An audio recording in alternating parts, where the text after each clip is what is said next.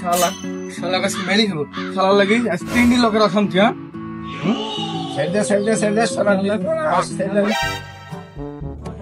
এই শালা মনে হয় দিনে দুপুরে গাঁজা খায় এসে কোনো থেকে মাতলামি করছে।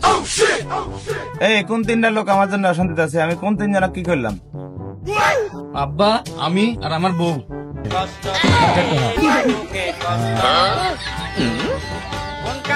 আমি সুখী নেই, আমার বউ তো সুখে থাকতেই পারে না, আর আব্বা তো সুখে থাকেই না, খালি মুখ ফুটে বলতে পারে না। তাই এই আমি সুখে নাই, তুই কে বলেছে? তুমি তো একবার বিয়া করিছো, তোমার তো দরকার নাই আপাতত। কিন্তু ও শালা তো বিয়া করে না, ওরপর তো আমার সিরিয়াল। তারপর না হয় 2 ভাই মিলে তোমার ব্যবস্থা করা হবে। ভাবলু ঠিকই, তবে নিজের ডাই। আব্বা থাক, ও ছেলে পেলে মানুষ, এটা ভুল করেছে, আমি বিষয়টা দেখছি। দেখো তালেব। ওরে বাবা বাবা বাবা, দেখো তালেব, আবার হাতে সারা না কামড়াবো।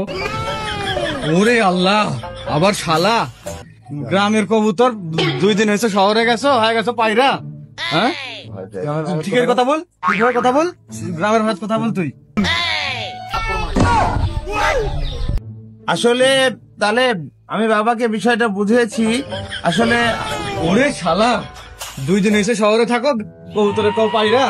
বাবা বাবা, আব্বা মিস্টার রানা, ভোদাই তুমি কি শিক্ষিত সাওয়াল বানাইছো? কি সাওয়াল এটা তোমার?